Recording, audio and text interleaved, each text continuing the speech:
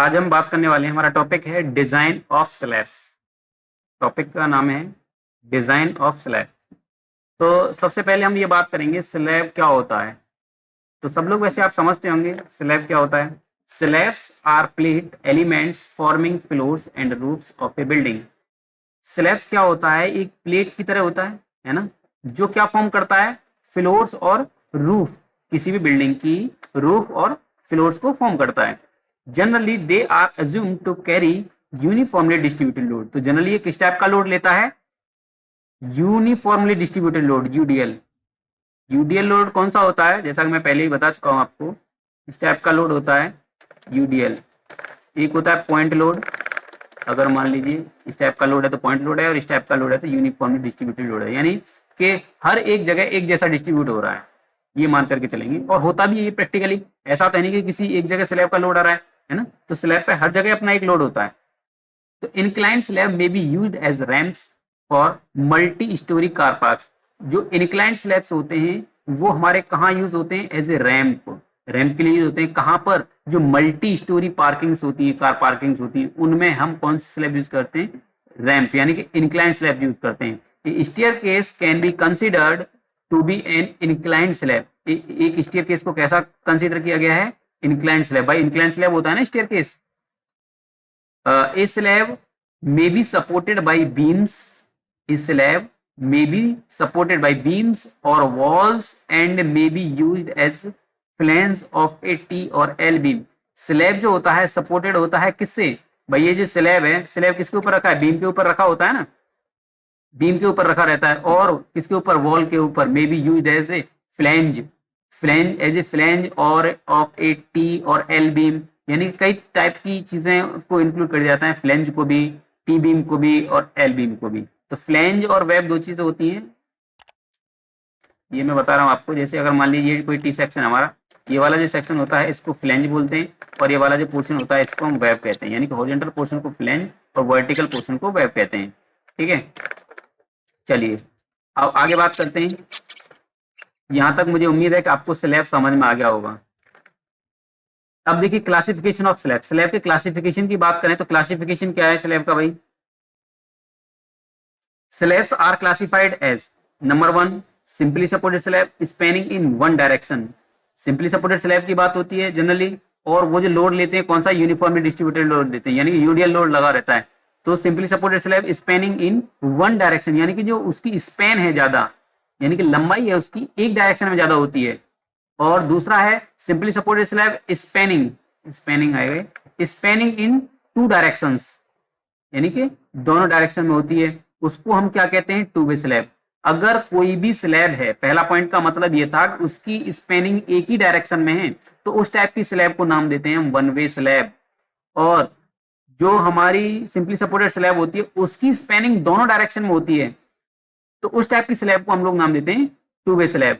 यानी कि अगर मान लीजिए कुछ इस टाइप की स्लैब है, आगे अभी डायग्राम भी दिखाऊंगा आपको, लेंथ और विड्थ दोनों लगभग बराबर हैं, या फिर वेरिएशन है तो बहुत कम वेरिएशन है, तो उस टाइप की स्लैब जो होगी वो आपकी टू वे स्लैब होगी। अगर कुछ इस टाइप की स्लैब है, विड्थ के कंपैरिजन में लेंथ बहुत ज्यादा बड़ी है, तो उस टाइप की स्लैब जो होगी वो आपकी वन वे स्लैब होगी। ठीक है, तीसरा है सर्कुलर स्लैब। सर्कुलर स्लैब भी होती है, जैसे वाटर टैंक वगैरह आप डिजाइन करते हैं तो वहां पर सर्कुलर स्लैब भी यूज होती है। कैंटिलीवर स्लैब, कैंटिलीवर स्लैब कहाँ होती है, कैंटिलीवर स्लैब, कैंटिलीवर का मतलब क्या होता है, वन एंड फिक्स्ड और अदर एंड फ्री, यही तो होता है। तो आपका जो बालकनी होता है, बालकनी होता है उसमें हम कौन सा स्लैब प्रोवाइड कराते हैं, कैंटिलीवर स्लैब प्रोवाइड कराते हैं। अब नेक्स्ट पॉइंट है मेरा, पहले रेज कर लेते हैं इसको। नेक्स्ट पॉइंट है हमारा flat slab and resting directly on columns with no beams. यानी कि फ्लैट स्लैब कौन सी होती है, फ्लैट स्लैब वो स्लैब होती है जिसके ऊपर कोई भी बीम नहीं होता है, वो डायरेक्टली कॉलम के ऊपर रेस्ट करी हुई होती है। भाई ये बात क्या है, ये क्या होता है कि अगर मान लीजिए हम कोई स्लैब प्रोवाइड कराते हैं तो पहले बीम, पहले कॉलम होता है, कॉलम के ऊपर बीम होता है, बीम के ऊपर तब जाकर के स्लैब प्रोवाइड कराते हैं, यही तो करते हैं। जैसे अगर मान लीजिए एग्जाम्पल के तौर पर ये स्लैब प्रोवाइड करा रहे हैं, यहाँ के इसके नीचे कॉलम लगा हुआ होगा, यहाँ पर कॉलम लगा हुआ होगा, तो ये चारों साइड में बीम लगे हुए हैं। तो हम क्या करते हैं, इन बीम के ऊपर जा करके फिर यहाँ पर अपना स्लैब प्रोवाइड कराते हैं। ये तो स्लैब प्रोवाइड कराते हैं, ये तो होता है। लेकिन फ्लैट स्लैब क्या होता है, फ्लैट स्लैब के अंदर ये बीम्स नहीं होते, ये डायरेक्टली कहाँ पर रेस्ट की होती है, ये डायरेक्टली कॉलम के ऊपर प्रोवाइड कराते हैं। जहां पर बिजनेस कॉमर्शियल बिल्डिंग्स होती है ना, उसमें हम लोग यूज करते हैं फ्लैट स्लैब को आजकल। तो फ्लैट स्लैब क्या होता है कि जैसे ये कॉलम है, एग्जांपल के तौर पर कॉलम के ऊपर कैपिटल लगाते हैं हम, ये कैपिटल होते हैं, इन कैपिटल्स पे ये डायरेक्टली रेस्ट करी हुई होती है। ऐसे ही फिर आगे कॉलम लगाएंगे, इधर कॉलम लगाएंगे, इधर कॉलम लगाएंगे, इधर कॉलम लगाएंगे, इधर कॉलम लगाएंगे, इधर कॉलम लगाएंगे, चारों साइड में कॉलम लगाएंगे और फिर वहां पर हम इसको डायरेक्टली इसके ऊपर पुट कर देते हैं, रेस्ट करा देते हैं। तो ये उस टाइप की स्लैब होती है। Grid floors and ribbed slabs. Grid floor क्या होता है, देखिए जिसके अंदर ग्रिड्स होती है, जैसे इस टाइप का स्लैब है, इस टाइप का जो स्लैब होता है ना, ये ग्रिड है, ये ग्रिड दिखाई दे रही है आपको, ये जो ग्रिड्स दिखाई दे रही है, ये ये चीज मेरा पेन, ये चीज क्या है, इस टाइप की स्लैब होती है, उसको ग्रिड फ्लोर्स बोलते हैं। कौन सा फ्लोर, ये ऑफिस वगैरह में यूज होता है। ऐसे ही रिब्ड स्लैब है, रिब्ड स्लैब भी वहीं पर यूज होता है। रिब्ड स्लैब कौन सा होता है, रिब्ड स्लैब कुछ इस टाइप के रिब्ड लगे होते हैं, ये जो स्लैब्स होती है ये हमारी रिब्ड स्लैब है। तो इस इतने टाइप की स्लैब्स होती है। बेसिकली हमें जो पढ़ना है, हमें वन वे स्लैब और टू वे स्लैब के बारे में पढ़ना है। तो वन वे स्लैब और टू वे स्लैब के अंदर फिर हमें डिफरेंस भी देखना है, डिफरेंस क्या होता है। अब देखिए, पहले हम बेसिक से बता रहा हूं मैं, उसके बाद फिर डिजाइन स्टेप्स कराएंगे, उसके बाद डिजाइनिंग कराएंगे, ठीक है ना। Difference between one way slab and two way slab. One way slab क्या होता है और टू वे स्लैब क्या होता है, इसके अंदर डिफरेंस देखते हैं हम। तो ये मेरा वन वे स्लैब इधर, और इधर हमारा टू वे स्लैब्स। तो क्या डिफरेंस है, पहला डिफरेंस है the ratio of longer span panel to shorter span panel B is equal और ग्रेटर देन 2, thus ly भी ग्रेटर देन और इक्वल टू 2। क्या मतलब है इसका कि वन वे स्लैब वो स्लैब होगी जिसका एल बाई बी का रेशियो इक्वल टू और ग्रेटर देन 2 होगा। वन वे स्लैब वो स्लैब होगी जिसका एल बाई बी का रेशियो ग्रेटर देन और इक्वल टू 2 होगा। जैसे एग्जांपल के तौर पर अगर मान लीजिए, मैंने कहा ना वन वे स्लैब जो होती है, वन वे स्लैब क्या होती है, उसकी एक डायरेक्शन बड़ी होती है, यानी कि विड्थ के कंपैरिजन में लेंथ बहुत ज्यादा बड़ी होती है, मैं ये कह सकता हूँ, है ना। तो यहाँ पर जो एल होता है ना, किसी किसी बुक में आपको एल वाई और एल एक्स करके रिप्रेजेंट कर रहा होगा, तो आप कंफ्यूज मत होइए। कहीं पर ये एल की जगह एल वाई दे रखा होता है, कहीं बी की जगह एल एक्स दे रखा होता है। तो हम ये कह सकते हैं, वहां पर आपको दे रखा होगा L Y over L X अगर ग्रेटर देन और इक्वल टू 2 है, तो वो जो स्लैब कहलाता है मेरा वन वे स्लैब कहलाता है। मुझे उम्मीद है कि इतनी बात समझ में आ गई होगी। अब इसका जो टू वे स्लैब है वो जस्ट अपोजिट होगा, एल वाई बी का रेशियो या L Y over L X का रेशियो लेस देन 2 है। ये इक्वल नहीं आएगा, इधर इधर केवल लेस देन आएगा। अगर लेस देन 2 है तो वो जो स्लैब है हमारा, वो हमारा टू वे स्लैब कहलाता है। ये हमारा पहला डिफरेंस है। दूसरा डिफरेंस मेरा ये है कि अगर one way slab is supported by beams in only 2 sides, जो वन वे स्लैब होता है वो केवल आपका 2 डायरेक्शन में भी, यानी कि 2 साइड से सपोर्टेड होता है। जैसे अगर मैं आपको एक इमेज दिखा दूं, यहाँ पे मेरे पास एक इमेज है, ये वन वे स्लैब होती है और ये टू वे स्लैब होती है। वन वे स्लैब में देखिए एक ही 2 डायरेक्शन से ही सपोर्टेड है, एक इधर से और एक ये वाली डायरेक्शन से, है ना। तो इस टाइप की स्लैब को हम लोग वन वे स्लैब नाम देते हैं। और ये जो है आपकी two way slab, two way slab देखिए, टू वे स्लैब में क्या देखिए, इधर से भी सपोर्टेड है, इधर से भी सपोर्टेड है, इधर से भी सपोर्टेड है और इधर से भी सपोर्टेड है। यानी कि वन वे स्लैब वो स्लैब होता है जिसकी सपोर्ट केवल 2 डायरेक्शन में होती है, यानी कि 2 साइड से होती है। और टू वे स्लैब वो स्लैब होती है जिसकी सपोर्ट चारों साइड से होती है, यानी कि हर साइड से इसकी सपोर्ट होती है। तो उस टाइप की स्लैब को हम लोग टू वे स्लैब कहते हैं। अगर 2 डायरेक्शन से सपोर्टेड है तो केवल हम उसका नाम देंगे वन वे स्लैब, ठीक है। चलिए, तो पहला पॉइंट, दूसरा पॉइंट ये था one way slab is supported by beams in only 2 sides. ये क्लियर हो गया आपका। और वन वे स्लैब यहाँ पर आएगा two way slab. Two way slab is supported by beams in 4 sides. कितने साइड से? 4 साइड से सपोर्टेड है। Main reinforcement is provided in only one direction for one way slab। Main reinforcement जो होता है वो प्रोवाइडेड होता है in only one direction for one way slab. जो वन वे स्लैब होती है उसमें देखो हमारे पास जो reinforcement होते हैं ना, वो 2 टाइप के reinforcement होते हैं। कितने टाइप के? 2 टाइप के reinforcement होते हैं। एक होता है हमारा मेन reinforcement, दूसरा होता है आपका distribution reinforcement. Distribution reinforcement, distribution का दूसरा नाम ये भी है, टेम्परेचर रिइंफोर्समेंट भी कहते हैं इसको। तो देखिए जो वन वे स्लैब होती है, वन वे स्लैब में जो रिइंफोर्समेंट होता है वो कुछ इस टाइप से प्रोवाइड कराते हैं। ये वाला है ना मेन रिइंफोर्समेंट है हमारा, ये जो रिइंफोर्समेंट है ये मेन रिइंफोर्समेंट है। और जो टेम्परेचर रिइंफोर्समेंट या डिस्ट्रीब्यूशन रिइंफोर्समेंट है वो लेंथ के अलोंग प्रोवाइड कराते हैं।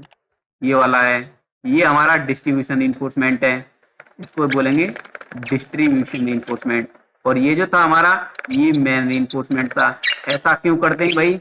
ऐसा इस वजह से करते हैं क्योंकि भाई मेन रिइंफोर्समेंट का मतलब क्या है कि उसका डायमीटर ज्यादा होगा और उसके अंदर स्पेसिंग कम होगी, उसी को तो मेन रिइंफोर्समेंट बोलेंगे। और डिस्ट्रीब्यूशन रिइंफोर्समेंट वो होगा जिसका diameter as compared to main reinforcement कम होगा और उसके अंदर स्पेसिंग भी कम होगी। तो अगर मैं यहाँ पर देखूं तो मेन रिइंफोर्समेंट है वो हमने जो सपोर्ट के परपेंडिकुलर क्यों प्रोवाइड किया है, और जो टेम्परेचर रिइंफोर्समेंट है उसको हमने अलोंग द सपोर्ट प्रोवाइड किया है। ऐसा क्यों? ऐसा इस वजह से अगर मान लीजिए कोई भी स्लैब है, अब मान लीजिए इसका ये मैंने क्रॉस सेक्शन ले लिया है ना, ये वाला क्रॉस सेक्शन ले लिया मैंने। तो हम यहाँ पर ये कहना चाह रहे हैं कि जो रीइंफोर्समेंट, ये मैंने इसका ये क्रॉस सेक्शन ले लिया एग्जांपल के तौर पे। अगर मान लीजिए यहाँ पर सपोर्ट लगी हुई थी, मैंने इसके ऊपर लोड लगाया, लोड की वजह से जो डिफ्लेक्शन होगा वो कुछ इस टाइप से होगा।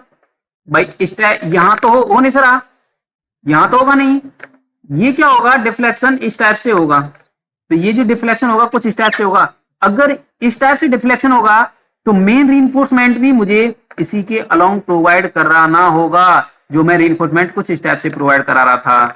इस वजह से हम मेन रीइंफोर्समेंट को यहां प्रोवाइड कराते हैं, और जो टेम्परेचर रीइंफोर्समेंट है या मेन रीइंफोर्समेंट है, डिस्ट्रीब्यूशन रीइंफोर्समेंट है, उसको हम इस टाइप से प्रोवाइड करा रहे थे। मुझे उम्मीद है कि यहां तक आपको समझ में आ गया होगा। नेक्स्ट है हमारा टू वे स्लैब, ये तो हो गया। Main reinforcement is provided in 2 directions for two way slabs. तो इसमें क्या होता है कि जो मेन रीइंफोर्समेंट होता है वो दोनों डायरेक्शन में प्रोवाइड कराते हैं हम, ऐसे भी प्रोवाइड कराएंगे और ऐसे भी प्रोवाइड कराएंगे। ऐसा क्यों? ऐसा इस वजह से क्योंकि सपोर्ट जो है वो चारों डायरेक्शन में है, तो डिफ्लेक्शन जो होगा वो ऐसे भी हो सकता है और डिफ्लेक्शन ऐसे भी हो सकता है। तो यानी कि डिफ्लेक्शन जो होगा वो किसी भी डायरेक्शन में हो सकता है, एक्स के अलोंग और वाई के अलोंग, दोनों के अलोंग। ठीक है, तो इस वजह से मेन रीइंफोर्समेंट, केवल मेन रीइंफोर्समेंट ही प्रोवाइड कराते हैं यहाँ पे, और मेन रीइंफोर्समेंट हम एक्स और वाई किसी भी डायरेक्शन में प्रोवाइड करा सकते हैं।